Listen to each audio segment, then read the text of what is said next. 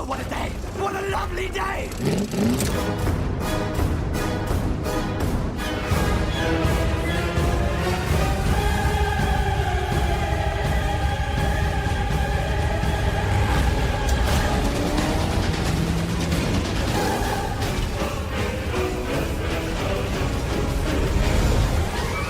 Welcome to the Mad Max Minute Podcast, the daily podcast where we break down Mad Max 1 minute at a time. I'm Rick. And I'm Julia. And today we're talking about minute 40, which begins with Goose at the Sugartown Cabaret, and it ends with the singer making eyes at Goose. Happy Friday, Julia. Yay, Friday. Yeah, it's a fun day because we get to spend this Friday in the Sugartown Cabaret. Absolutely. Yep. So we ended last minute. We saw the neon sign on the side of the building, and then we kind of cut into the building to kind of see what was going on. And we didn't get to talk too much about the location on that day because we kind of were running out of time. So I went on madmaxmovies.com. They have a filming locations page. I also went to movielocations.com to look up the Sugartown Cabaret. Now, the nightclub scene that we're watching here was filmed in the Warehouse nightclub, which was an establishment located at 14 Claremont Street in the South Yarra neighborhood of Melbourne. The building, as of about 1999, was still there, but sometime between 1999 and 2017, where we are now, the building was torn down, the parking lot was paved over, and there's now like a high-rise building with restaurants and apartments and all that other stuff in the way. So it made finding the location rather tricky because nothing on that street looks exactly like it did back in 1976. It's not like Clunes where everything looks largely the same. This is fairly recent photo and just the whole neighborhood looks different. Yeah, that seems pretty par for the course for a more urban area versus a more country area. One thing that did stay the same from the movie into nowadays is Claremont Street is a one-way street. And so on Monday when we see Goose pulling out of the parking area and going down the street, he has to go that way because it's a one-way street. Right. And Goose is not one to flout the law. Exactly. He's going to make sure that he's not driving against the flow of traffic. Mm-hmm.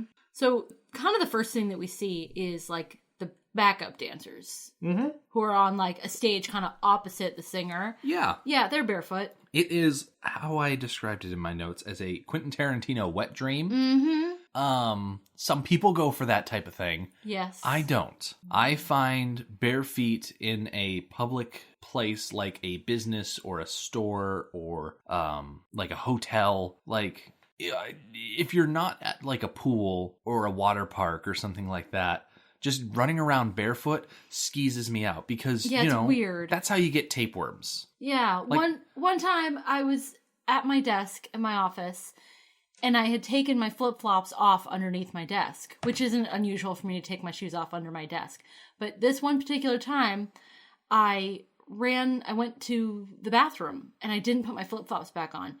Nope, it was weird. It was wrong. Like, I made it halfway to the bathroom door and I'm like, nope, I can't do this. I can't walk around the office in bare feet. It's just wrong. Yeah. And weird. And I went back and got my shoes and I haven't even attempted it since. No.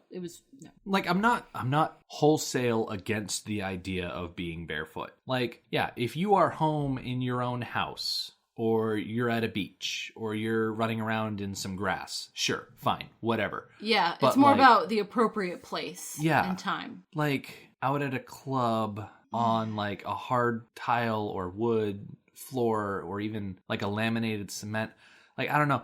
It just, the whole idea just puts me on edge. And I don't know what it is. It's probably some sort of deep-seated neurosis in my mind that I just can't stand the idea of bare feet in public areas. But one of my biggest pet peeves is I'll see photo sets that people have shot at big, cosplay conventions and things like that. And they're walking around the lobby of a hotel without shoes on. And I'm like, no, you don't. No, not good. Not good. It's no, cannot stand it.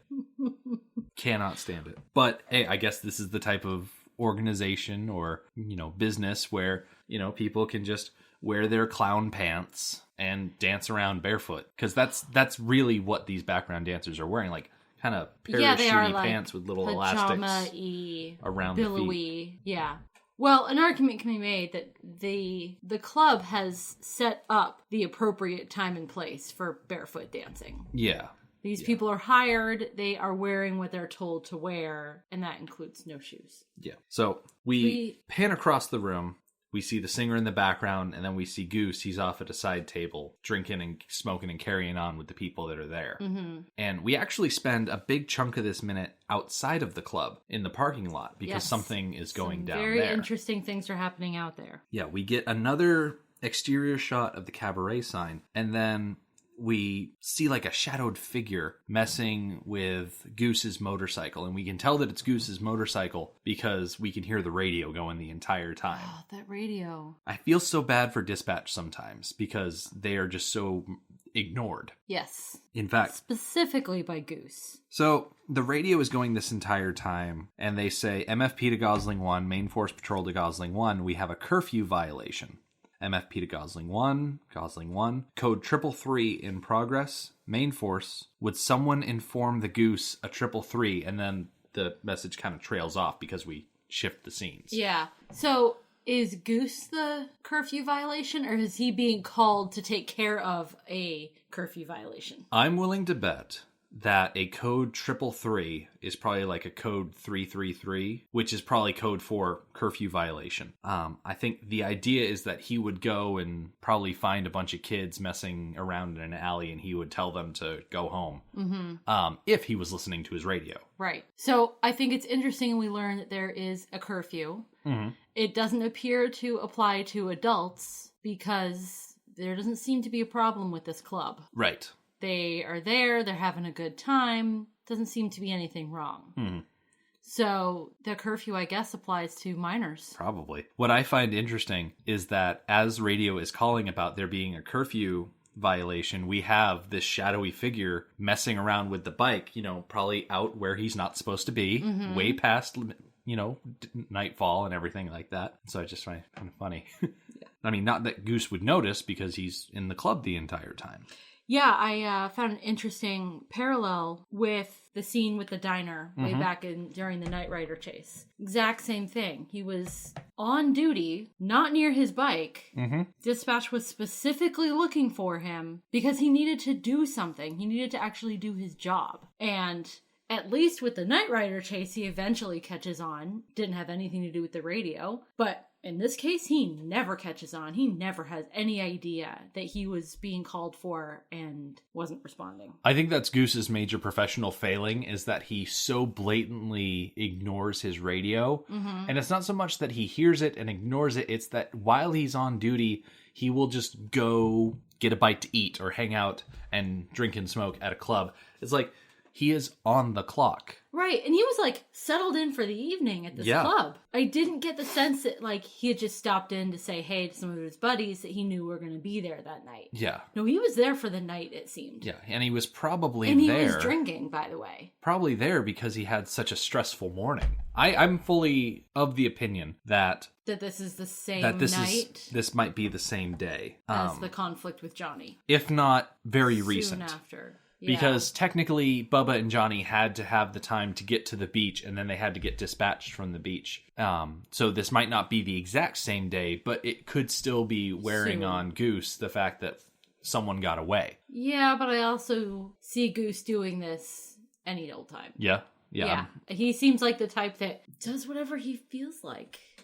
Yeah, that's very fair. That's a fair assessment. Yeah.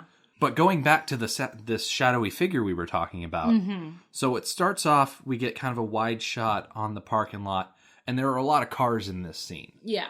Unfortunately, MadMaxMovies.com doesn't really talk about the hot rods that we can see. There's one note about one of the cars in the background that you barely even notice. So it's not a lot of information, unfortunately, because a lot of these hot rods are very interesting looking. Absolutely. I was really curious. I leave the technical details to you usually, so I'm a little disappointed that there was no information out there about the two cars that you see, especially the one in the foreground with the engine all exposed. Yeah. That was really fantastic looking. One thing I would definitely like more information on is specifically what happened to Goose's motorcycle, because as we're in the wide shot, we start hearing some as if someone is raking a file across a piece of metal. Uh-huh. And then we get a little closer and we know that this shadowy figure is doing something to the rear of the motorcycle. And then in the third shot, there's like a wrench or something that he's twisting around and altering.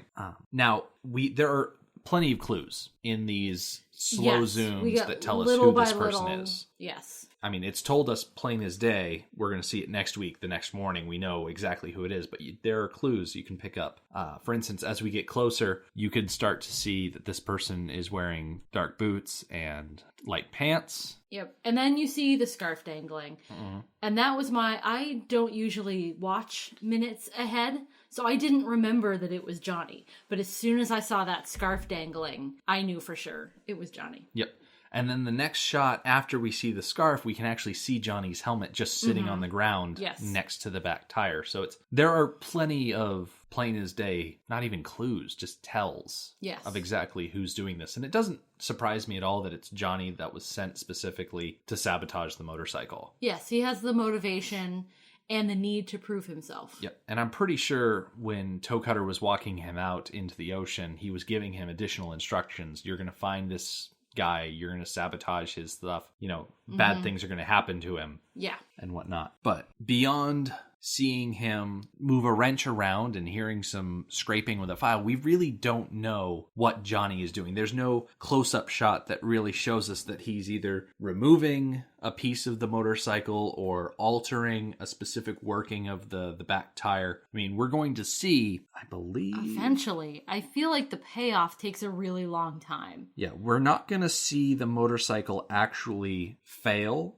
until next Wednesday. There's a lot of build-up. That's a long time. There's a lot of build-up before something actually happens. I like this scene, and I like that the next time we see the bike actually running is in the next minute, and nothing immediately happens. I like that.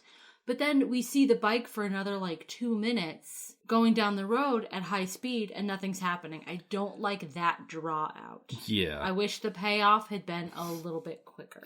Yeah, next week is going to feature some drawn out sequences of just Goose on the motorcycle. Yep. So we'll see what we do with that. Yeah. But in the meantime, we get to go back inside the club and have some fun. Yeah, and things get a little bit more interesting. Yep. So the first thing we see back in the club is we have a POV shot on the cabaret singer, and she's pretty much singing straight to the camera. So if you're watching along with us, you might notice that this scene in particular is where we get our outro music from. And yes, we know it's fabulous.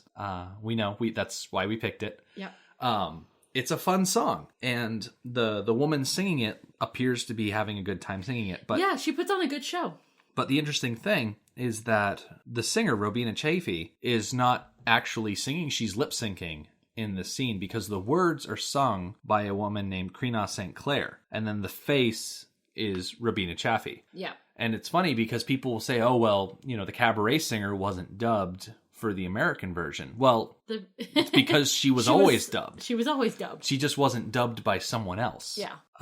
I did not have a lot of success finding information about Crina St. Clair, both on IMDb and in other areas, which means that someone is going to throw a resource at me and it's going to give me her whole life story, after we post this episode. Yeah.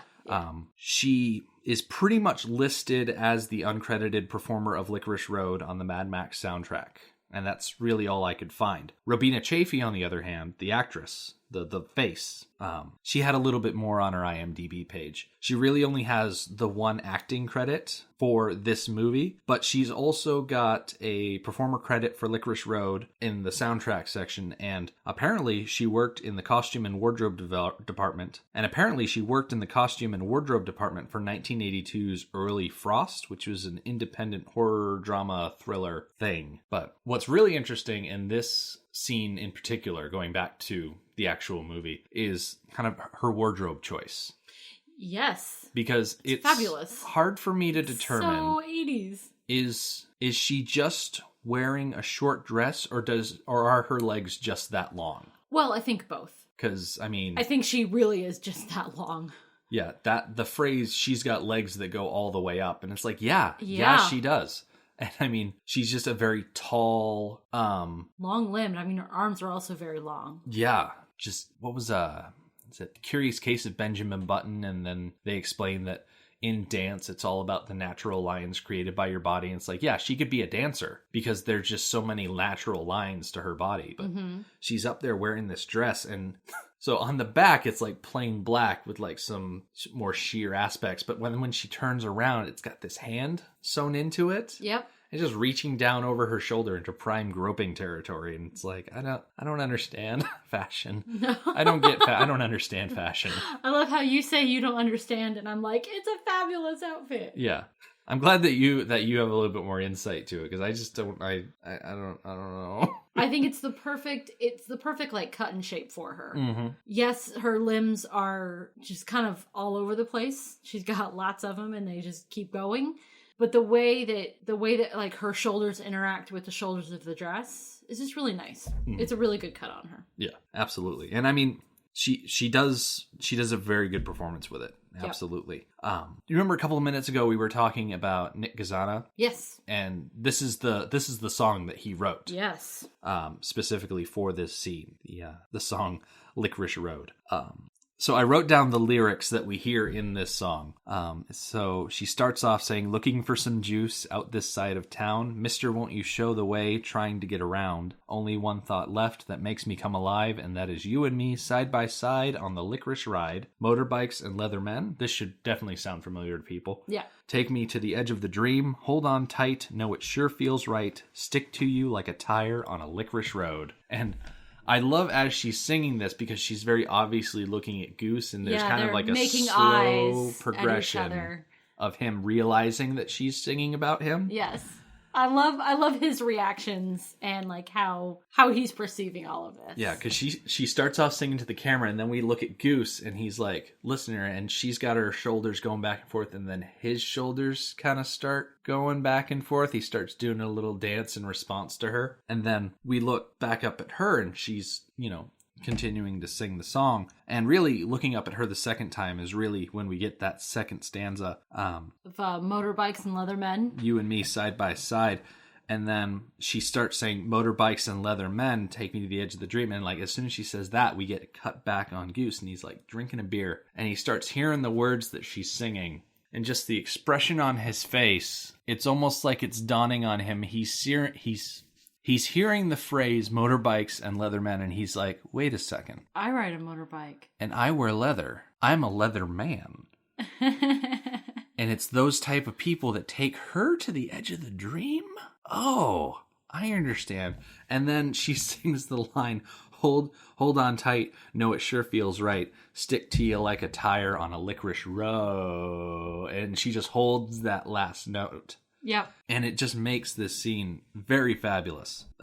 Just pure late 70s, early 80s funk to it. Yep. And that's funk in multiple senses of the word, because this is, kind of a shady nightclub in the middle of the city. Like every time we look at Goose, there's like a couple sitting behind him, and they are just going to town on each other. Yep, they are. Let me see if I can. And I mean, it took me a couple of times to really understand like what was happening here, but it's like some guy in the shadows, and he's just got his face buried in this woman's neck, and she's got her hand on his hip, and she's just like digging into his denim on the outside, not like, we don't see. Yeah. I was actually a little bit disappointed because I was looking at the scene. I was hoping to find familiar faces amongst the people that Goose was sitting with, and there aren't any. Yeah, there's a lot of new people that we don't really recognize at all. And it's hard to tell if these are friends of Goose that he is specifically there with, or if he's just being friendly with the people who happen to be sitting near him. Mm-hmm. It really could go either way. Yeah, but I mean, it's not a seedy joint. It's just shady. Like, the waiter's wearing a tuxedo, and he's got, like, a serving tray carrying around drinks and things like that. This is a nice establishment. Mm-hmm. And actually, he's carrying around, the glasses are champagne glasses. Yeah, we're talking about full bottle service. Yeah. And, I mean, you even look at the background. It's not, like, all run down, especially compare it to like MFP headquarters, where it's like super duper rundown. That is not this place. Yeah, it is pretty nice looking. And I mean, none of the people in there seem like, do bad people. It's just, this isn't it's not an Applebee's. It's not a, a McDonald's play place or anything like that. It's not a family establishment. Right. Certainly it's not. the kind of place you go to sit in the dark, have a drink, watch a singer, and make out in the back. Yeah. Yeah.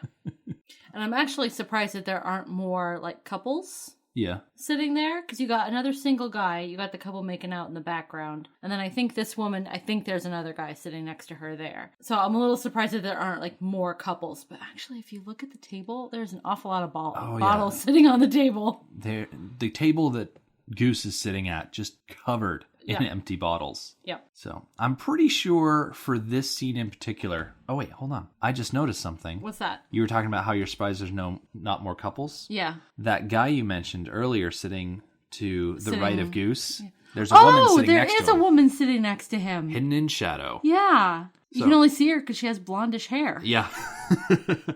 So I'm willing to bet that for these scenes in particular, they didn't alter the club too much. Probably not. There's probably a thing where the production crew approached the manager or the owner and said, hey, we need a nightclub scene. Can we use your nightclub? Yeah.